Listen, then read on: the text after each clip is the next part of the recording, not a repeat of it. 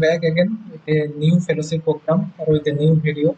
This time I'll be talking about one of the most prestigious postdoctoral fellowship program, which is also called Humboldt Postdoctoral Fellowship or also Humboldt Research Fellowship. So let's get dig into that. Let's click on that. This is a complete interface about the Humboldt Research Fellowship, and you can see there are multiple sections here: the fellowship, the sponsorship, and the requirements, and the process about how you will want to apply about this fellowship. So let's start from the beginning. This Humboldt Research Fellowship having two categories. One is postdoctoral researcher and another one is for experienced researcher. And irrespective of any nationalities except the German nationalities, you can apply for this research fellowship or for this postdoctoral research program. And you can see the minimum period will be 6 months and the maximum will be 24 months research in Germany. So here is the procedure about the application, and let's check about what is the requirement and what is the procedure. So Humboldt Research Fellowship is for postdoc and experienced researcher, and the program is a part of Global Mind Initiative Germany for the Federal Ministry of Research, Technology and Space. And these are some little information about the program, about the history of the program, how it got originated earlier. And you can see these are some important dates. So as of now, for this season you can apply in between or before 15 November, and the selection meeting will be done in the next year, July 2027, and you can expect to start your fellowship or postdoctoral journey on September 2027. So remember that this is a long period. This is a period of almost 1 year. So as a PhD scholar, I will suggest my junior or maybe my senior as well that prepare your journey way back when you will be your third year or fourth year. Start to look for professor. Those are working in your field or and in Germany, and choose institute, talk to the professor, mail them, and at least make a conversation that you will going to apply at some point for this Humboldt Research Fellowship program. So these are some basic information about that. So let's dig into the information, like what we are up to and what we will be doing and what amount the fellowship will be getting during this fellowship. So let's open this PDF.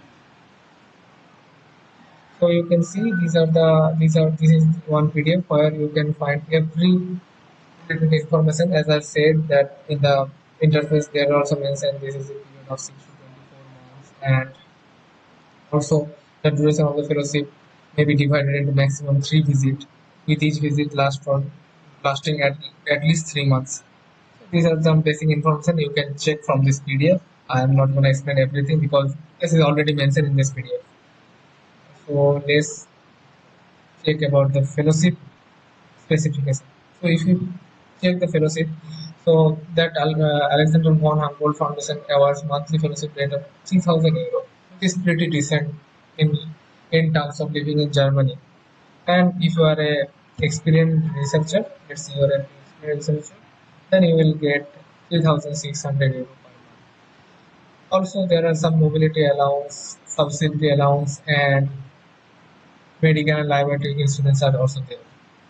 So, what you have to look for before you start the fellowship? The Humboldt Foundation provides an intensive language course lasting 2 to 4 months. So, highlight this point. This is very important because besides your scientific or research journey, you will get to know about German language for 2 to 4 months, which is I believe pretty decent to learn the basics or maybe advanced level if you are that kind of interested. And alongside with the fellowship, you will get some family allowances like for your partner or children under 18 to be granted staying in Germany at least 3 months. Then again, a subsidy, a flat rate, and extension of the fellowship was also possible at some certain period. So these are the support you will be getting, and these are some minimal information, and this is the guidelines how you apply. Obviously, it is also mentioned there. So let's dig into the matter. What is required? Because this is the most important part to apply for this fellowship.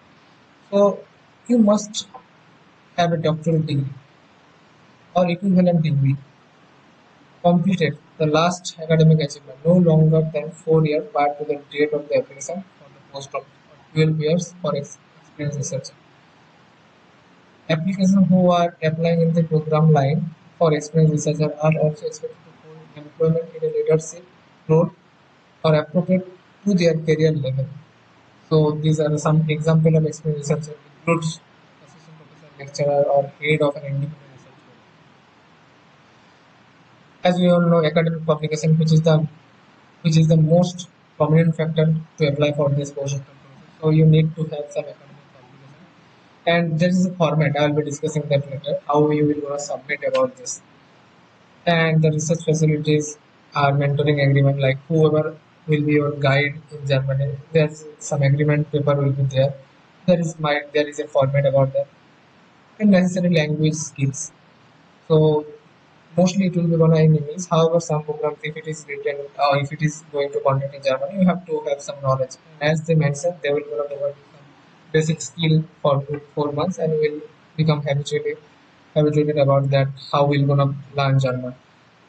Last but not least, two expert reviews. So these are basically the recommendation letter in terms of PhD. When you will be applying for PhD, you will say recommendation, and this is the kind of upper version of the recommendation letter. So that's why they call this the expert reviews. So these are the eligibility criteria before you have, like while you will be applying for that, you have to check about that. And there is an online application process. So let's get back to the website again. Let's see what they are looking for. So for postdoc, so you can, if you are applying for postdoc, you have to check they have already mentioned if you have completed a doctoral or equivalent academic qualification during the last 4 years. If yes, then you are completely eligible. And or will you be completing your doctoral degree before investor selection meeting and can already provide a written summary of your findings. So the thing is, if you are applying for this November season, let's say by November 15 you are planning to apply, so you have to complete this your PhD prior to that. And experience research, if you complete your doctorate or equivalent academic qualification you have in the last 12 years. So these are some basic information you can check from your end. So this is one of the most important part. What is required for you? If you are applying for this position, you need to have to fulfill some criteria. So first, let's come to the check the nationality. Check you are not a German citizen. As I mentioned earlier, you have to be you have to belong to any other nationality other than German. Or let's say if you are also a German national, but if you obtain your university entrance qualification, university degree, or university degree and your doctorate in Germany, you can apply if you lived or worked abroad for more than 10 years. So let's say if you have all your education in Germany, but if you lived outside your country or outside Germany for more than 10 years, then you can eligible for this position. Also, many other questions are written in the FAQ section. You can see from your end. And what about the stay? For your application to be successful, you may not have lived in Germany for no longer than total 90 days within the 18 month of period prior to submitting your application. As I mentioned regarding the nationality, kind of similar things, so you can understand what they are meaning. A researcher from an academic institution or your choice in Germany will provide with a mentoring agreement. So basically what you have to do prior to apply for this project, you have to find a supervisor who will agree to continue or who will agree to work with you. Then the expert reviews. So expert reviews basically you have to submit some recommendation letter that is called the expert reviews for postdoc, your doctoral supervisor, and one other researcher outside of your institute if possible. If not, then you can go with this only. And for external researcher, the reviews should be provided by important collaboration partner. As I am talking about postdoc, so my main focus should be in postdoc. So that's why I'm talking about the postdoc now. So language skill, as you mentioned, that English is good enough, or there are some rules you have to abide by. So let's check on the PDF what they're talking about. So this once you click on that, you can find that there is multiple rules and reviews. So you can check from your end. So these are basically the things you have to take care about, and this is what they are looking for. let's dig into the most important part. So let's dig into the most important part. What you need from you.